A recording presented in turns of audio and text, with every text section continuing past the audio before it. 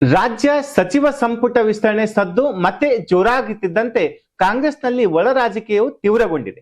ಅದರಲ್ಲೂ ಗಡಿ ಜಿಲ್ಲೆ ಬೆಳಗಾವಿ ಈಗ ಸಂಪೂರ್ಣ ಗಮನ ಸೆಳೆದಿದೆ.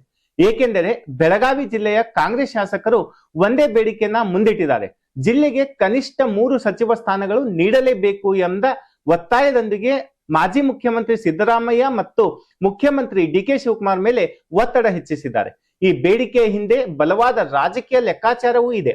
ಬಿಜೆಪಿ ಸರ್ಕಾರದ ಅವಧಿಯಲ್ಲಿ ಬೆಳಗಾವಿ ಜಿಲ್ಲೆಗೆ 4 ಸಚಿವ ಸ್ಥಾನಗಳು ದೊರೆತಿದ್ದವು.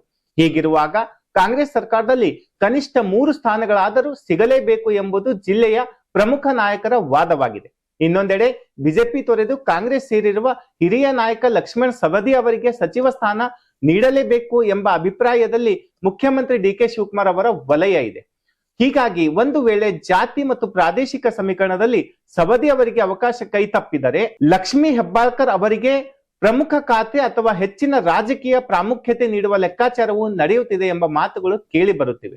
ಇದರ ನಡುವೆ ಬೆಳಗಾವಿ ಕಾಂಗ್ರೆಸ್ ಶಾಸಕರಾದ ಅಶೋಕ್ ಪಟ್ಟಣ್, ಮಹಂತೇಶ್ ಕೌಜಲ್ಗಿ, ಗಣೇಶ್ ಹುಕ್ಕೇರಿ ಹಾಗೂ ಆಸಿಫ್ ಸೇಠ್ ಅವರ ಹೆಸರುಗಳು ಕೂಡ ಸಚಿವ ಸ್ಥಾನದ ಆಕಾಂಕ್ಷಿಗಳ ಪಟ್ಟಿಯಲ್ಲಿ ಕೇಳಿ ಬರುತ್ತಿವೆ. ಈ ನಾಯಕರು ಮುಖ್ಯಮಂತ್ರಿ ಸಿದ್ದರಾಮಯ್ಯ ಅವರೊಂದಿಗೆ ಉತ್ತಮ ಬಾಂಧವ್ಯ ಹೊಂದಿರುವ ಕಾರಣ ಜಿಲ್ಲೆಗೆ 3 ಸ್ಥಾನಗಳು ಸಿಕ್ಕರೆ ತಮಗೂ ಅವಕಾಶ ಸಿಗಬಹುದು ಎಂಬ ವಿಶ್ವಾಸದಲ್ಲಿದ್ದಾರೆ. ಹೀಗಾಗಿ ಈಗ ಬೆಳಗಾವಿಯಲ್ಲಿ ಕೇವಲ ಸಚಿವ ಸ್ಥಾನಕ್ಕಾಗಿ ಬೇಡಿಕೆ ಮಾತ್ರವಲ್ಲ, ಕಾಂಗ್ರೆಸ್ನೊಳಗೆ ಪ್ರಭಾವ ಸಮೀಕರಣ ಮತ್ತು ನಾಯಕತ್ವದ ಪೈಪೋಟಿಯು ಜೋರಾಗಿದೆ.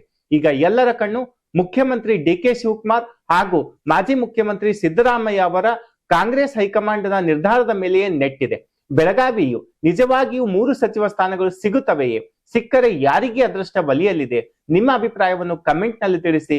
ಇಂತಹ ರಾಜಕೀಯ ಅಪ್ಡೇಟ್ಗಳಿಗಾಗಿ ಲಯನ್ ಟಿವಿ ನೋಡ್ತಾ ಇರಿ. ಧನ್ಯವಾದಗಳು.